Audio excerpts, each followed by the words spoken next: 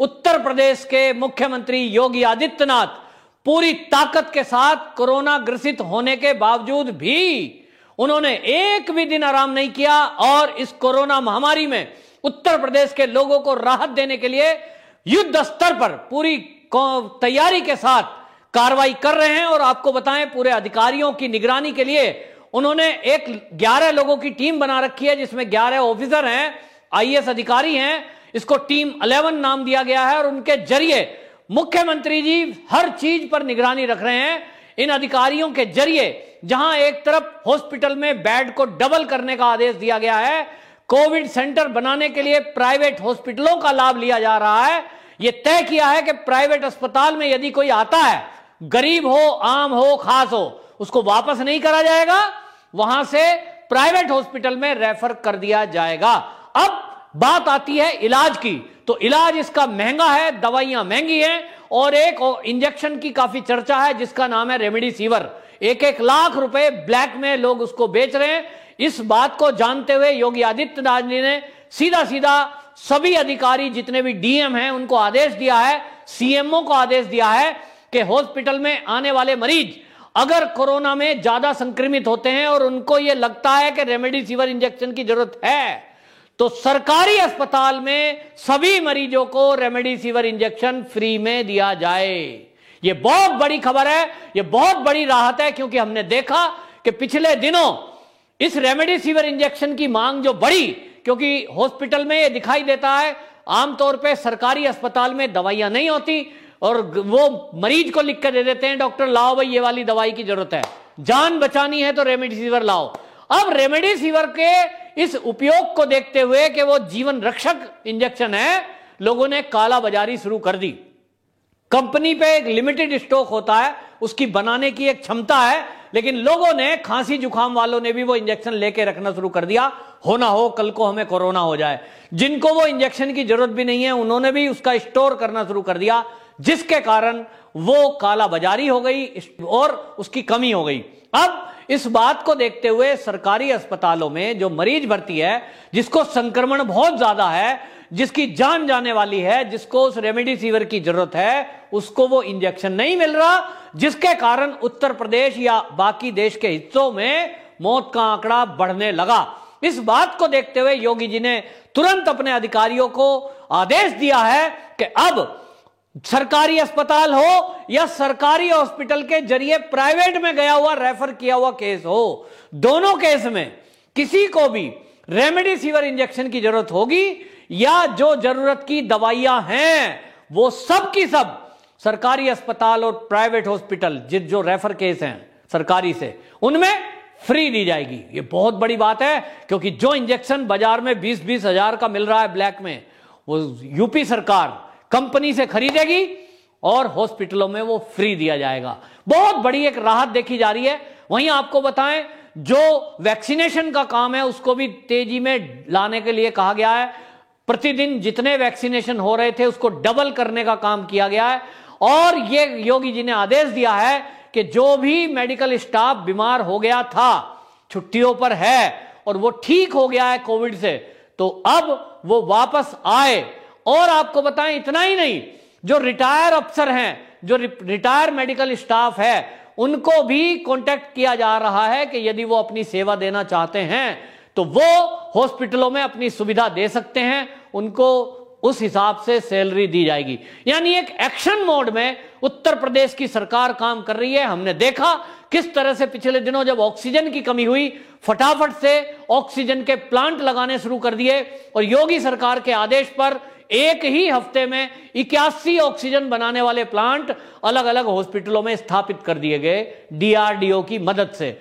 ऐसे अगले कुछ दिनों में और प्लांट लगाए जाएंगे और अब तो योगी जी ने आदेश दिया है कि हर जिला हॉस्पिटल में इस तरह का ऑक्सीजन बनाने वाला प्लांट लग जाना चाहिए। यानी अगले कुछ दिनों में हम देखेंगे कि उत्तर प्रदेश के हर जिला अस्पताल में ऑक्सीजन की भरपूर मात्रा रहेगी। और इस बीच योगी जी ने टैंकरों के द्वारा अन्य राज्यों से, रेल मंत्रालय से कांटेक्ट करके वो ऑक्सीजन रेल के जरिए ऑक्सीजन की आपूर्ति लखनऊ और अन्य शहरों में की। जिसके कारण बड़ी राहत हुई। दूसरी तरफ हम देख रहे हैं दिल्ली, देश की राजधानी, जहां आम आदमी पार्टी की सरकार है, वहां वो रोते रहते हैं कि हमें ऑक्सीजन नहीं है, अपना कोई प्लांट लगाएंगे नहीं, वहां दवाई किसी को फ्री देंगे नहीं, रेमडेसिविर, फेविफ्लू, ये जो महंगी दवाइयां हैं ये लोगों को हॉस्पिटल में नहीं मिल रही हैं, इनकी कालाबाजारी हो रही है और कालाबाजारी भी रोकने के लिए केजरीवाल सरकार कोई स्टेप नहीं उठा रही है। दूसरी तरफ योगी सरकार ने आदेश दिया है कि उत्तर प्रदेश में यदि कोई मेडिकल स्टोर वाला डिस्ट्रीब्यूटर दवाई की, इंजेक्शन की कालाबाजारी करता हुआ पकड़ा गया तो उसके ऊपर एनएसए लगेगा और उसकी संपत्ति जब्त होगी। कई के ऊपर यह कार्रवाई हुई है। जब उनकी संपत्ति जब्त होने की कार्रवाई शुरू हुई तो ये जो कालाबाजारी करने को सोच रहे थे ये कांपने लगे हैं। मेरठ के अंदर एक केस आया था कि पेशेंट को पानी लगा दिया, इंजेक्शन जेब में रख दिया। पुलिस ने तत्काल एफआईआर करी है और अब हॉस्पिटल के खिलाफ भी कार्रवाई हो रही है। वहां बाकायदा मौत का, मृत्यु का, हत्या का केस दर्ज करके पुलिस कार्रवाई कर रही है अब उन कर्मचारियों के विरुद्ध जो इसमें संलिप्त थे। इतनी सख्त कार्रवाई कभी भी बड़े बड़े हॉस्पिटलों के खिलाफ हुई नहीं है। ये योगी जी का उत्तर प्रदेश है इस समय, जो एक एक व्यक्ति की जान की परवाह करता है। वहां जहां आज कानून व्यवस्था का मुद्दा योगी जी ने दुरुस्त किया, आज इस महामारी के टाइम में जहां उत्तर प्रदेश में सबसे बड़ी जनसंख्या है, सबसे बड़ा देश का प्रदेश है, और वहां आप देखिए योगी सरकार के आने के पहले जो आज टेलीविजन पर बैठकर ये अखिलेश यादव जी भाषण दे रहे हैं कि ऑक्सीजन की भारी कमी है, देश में किल्लत है, इनको शर्म नहीं आती कि आपकी और आपके पिताजी की सरकार इतने साल उत्तर प्रदेश में रही है। अरे योगी जी तो 6-7 साल से आए हैं। अखिलेश यादव जी आपसे पूछना चाहता हूं कि उत्तर प्रदेश के हॉस्पिटलों की जो दुर्दशा है कि जहां ना बेड है, ना ऑक्सीजन है, ना ऑक्सीजन के प्लांट हैं, शर्म आनी चाहिए, वेंटिलेटर नहीं है। क्यों? आपके और आपके पिताजी राज कर गए, क्यों नहीं लगाए थे ऑक्सीजन के प्लांट? क्यों योगी जी को यह काम करना पड़ रहा है? अगर आज अखिलेश यादव जी, आपकी समाजवादी सरकारों ने उत्तर प्रदेश के हॉस्पिटलों को दुरुस्त किया होता, वहां वेंटिलेटर होते, वहां ऑक्सीजन होती, वहां दवाइयां मिल रही होती वहां के स्टोर से और हॉस्पिटल के जरिए, तो आपको बताऊं कि आज इतनी मौत नहीं होती जो उत्तर प्रदेश में आज हो रही है। अगर लोगों को जाते ही वहां बेड मिलता, जाते ही वहां ऑक्सीजन मिलता, जाते ही वहां वेंटिलेटर मिलता, योगी जी की जिम्मेदारी आप तय करते तब जब वो ऑक्सीजन की सप्लाई हॉस्पिटल में करने में सक्षम ना रहते, तब आप आरोप लगाते कि हमने वेंटिलेटर लगाए योगी जी, हमने ऑक्सीजन बेड बनाए योगी जी। आप ऑक्सीजन नहीं दे पा रहे हो हॉस्पिटल को। आप बताइए अखिलेश यादव जी, पूछना चाहता हूं आपसे, ये प्रियंका गांधी आरोप लगा रही है, पूछना चाहता हूं आपसे, आपने अभी तक कितने ऐसे हॉस्पिटल देखे हैं जहां ऑक्सीजन नहीं पहुंची है? बताइए। आपने वेंटिलेटर लगाए, आपने ऑक्सीजन के प्लांट लगाए? नहीं लगाए। और आज आप सवाल उठाते हो योगी जी पर, योगी सरकार पर सवाल उठा रहे हो, जिसने एकदम आने के बाद में, और ये महामारी है अचानक से आई है, उस अचानक के बावजूद भी इस तरह के काम चल रहे हैं। भ्रष्टाचार बिल्कुल खत्म और एक्शन मोड में काम हो रहा है। आज आप सवाल उठा रहे हो कि ऑक्सीजन लोगों में नहीं पहुंच रहा है, महामारी मच रही है। आपने क्या किया? आपकी सरकारें रही, प्रियंका गांधी जी, कांग्रेस ने 70 साल देश में शासन किया, आपको शर्म नहीं आती? आप उत्तर प्रदेश की राजनीति करने में आए हो। मैं आपसे पूछता हूं प्रियंका गांधी जी, आप उत्तर प्रदेश की इंचार्ज हैं कांग्रेस की तरफ से, आपकी 70 साल के शासन में उत्तर प्रदेश के अंदर क्यों नहीं एम्स बना दिए गए 40-50? इतना बड़ा प्रदेश है, आप इंचार्ज रही हो, आपकी माताजी वहां से विधायक रही हैं, सांसद रही हैं, आपके भैया जी वहां से सांसद रहे हैं, तो क्यों नहीं उत्तर प्रदेश को ऐसा बना दिया कि वहां 40-50 एम्स होते, वहां मेडिकल की ऐसी सुविधा होती कि ट्रॉमा सेंटर होते बड़े बड़े। उत्तर प्रदेश के जिले कई ऐसे हैं जहां सड़क अब बनी है, तब से मोदी जी केंद्र में आए हैं, सड़कें नहीं थी। मैं उत्तर प्रदेश का रहने वाला हूं, मैंने देखा है गड्ढों में सड़क, सड़क में गड्ढे नहीं है, गड्ढों में सड़क। यह हालत थी कि बिहार के बाद यदि किसी प्रांत को यह कहा जाता था कि वहां दुर्दशा है, वहां सुधार नहीं है, वहां सड़कें नहीं है, वहां इंडस्ट्री नहीं है, तो उत्तर प्रदेश का नाम सेकंड नंबर पे आता था। पहले कहते थे बिहार, फिर उत्तर प्रदेश। इतना बदनाम, गुंडागर्दी, अपराध, लूट, क्या क्या नहीं होता था।